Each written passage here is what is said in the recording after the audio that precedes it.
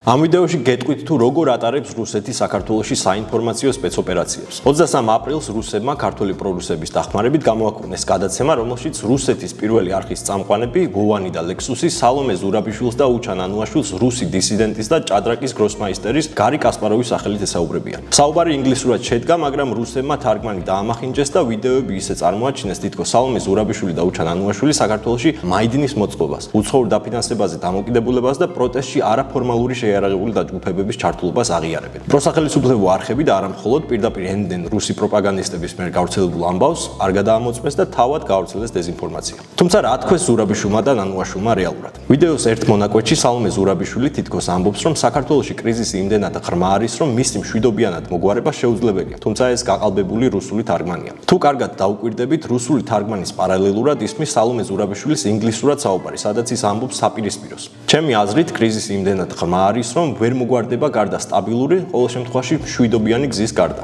რუსებმა და პროსახელისუფლებო არხებმა ასევე თქვეს, რომ ზურაბიშვილმა დასავლური ფულის ნაკლებობაზე პრეტენზია გამოთქვა და დაადასტურა, რომ საქართველოში აქციები, ოპოზიცია და ეგრეთ წოდებული რადიკალური ქმედებები უცხოური ფულით იმართება. რეალურად ფინანსების შესახებ კითხვა ზურაბიშვილს თავად რუსებმა დაუსვეს, რაზეც მან უპასუხა, რომ დამოუკიდებელ და რეგიონალურ მედიას, სოციალურ საკითხებზე მომუშავე არასამთავრობო ორგანიზაციებს და პროფკავშირებს დასავლური ფონდები აფინანსდებდნენ, მაგრამ ქართული ოცნების მიღებული რეპრესიული კანონების გამო ფინანსური პრობლემებია. ზურაბიშვილს არ უთქვამს, როგორც ამას რუსები ამტკიცებენ, რომ პროტესტს და ოპოზიციას დასავლეთი აფინანსებს. მან ის თქვა, რასაც აქამდე ამბობდა და არაფერი სკანდალური არ უღიარებია. რუსები და პროსახელისუფლებო არხები ასევე ამბობენ, რომ ზურაბიშვილის საუბრისას საქართველოში მაიდინის სცენარის განვითარებას განიხილავს. ესეც სიცრუეა. საქართველოში მაიდინის სცენარზე ზურაბიშვილს რუსებმა თავად დაუწყეს საუბარი, რაც მან უარყო. თქვა, რომ ორი ქვეყნის შედარება არასწორია და რომ უკრაინას გააჩნია განსხვავებული გამძლეობა, ტერიტორია და ადამიანური რესურსები. ჩვენ პატარა ქვეყანა ვართ, რომელმაც უკვე მრავალი ტრაგიკული მოვლენა გადაიტანა, თქვა ზურაბიშვილმა. რუსებმა უჩან ანუაშვილთან საუბარიც დაამონტაჟეს. ერთ მომენტში ნანუაშვილი ამბობს: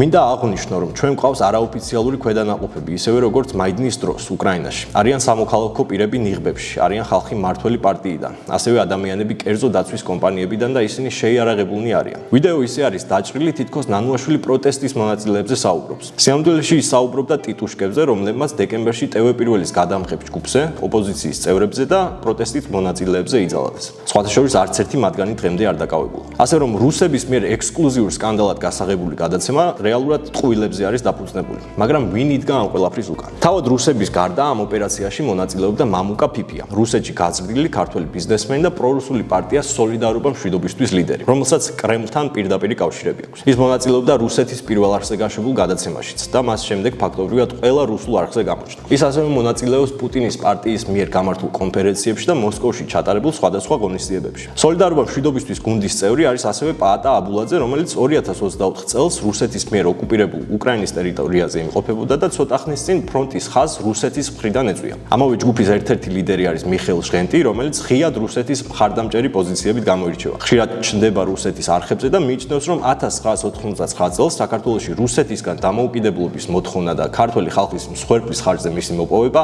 ქართველი ხალხის ატყდომა იყო. როგორ გავრცელდა ეს ვიდეო? თავდაპირველად ვიდეო 23 აპრილს კრემლის პროპაგანდისტულ ტელევიზიებში, ონლაინ მედიასა და ტელეგრამ არხებზე გავრცელდა. რუსულმა ანგარიშებმა ვიდეო გავრცელეს Facebook-ზეც, პლატფორმა X-ზეც, TikTok-ზეც და Instagram-ზეც. 24 აპრილიდან მისი გავრცელება ქართულმა არხებმა, განსაკუთრებით პროსახელისუფლებო არხებმა დღეში რამდენჯერმე დაიწყეს. ამბავს სიუჟეტები და გადაცემები დაეთმო იმედზე, პოსტივიზე, პირველ არხზე, რუსთავიორსა და აჭარის ტელევიზიაზე. ასევე უამრავი სტატია სხვადასხვა ონლაინ მედიაში. რაც მთავარი და სამწუხაროა, ქართული მედიები რუსების გავრცელებულ ამბავს სრულიად ენდნენ და ზუსტად ისე გავრცელეს, როგორც რუსებმა. ამბავი Facebook-ზე გავრცელეს ტროლებმაც. ყალბი ანგარიშები ერთი და იმავე ტექსტ და გაზეთი რეზონანსის სტატიის ლინკს სხვადასხვა ჯგუფებში კოორდინირებულად ავრცელებდნენ. მაგალითად, პროფილს ლალი ელიავას სახელით სურათად რუსი მოდელის ფოტო ეყენა, ხოლო პროფილს სახელად ანა ლელაძე ტამბლერიდან აღებული რუსი ინფლუენსერის საშა ჩიტოვას სურათი ეყენა პროფილის სურათად. ასე რომ ეს არ იყო სალომე ზურაბიშვილის და უჩან ანუაშვილის დაპრანკვა, არამედ რუსეთში ქართველების მონაწილეობით კარგად დაგეგმილი, განხორციელებული და გავრცელებული საინფორმაციო ოპერაცია, რომელიც შემდეგ სამწუხაროდ საქართველოში არათუ არ გადაამოწმეს, არამედ სიხარულით გავრცელეს სხვადასხვა მედიებმა და პოლიტიკოსებმა.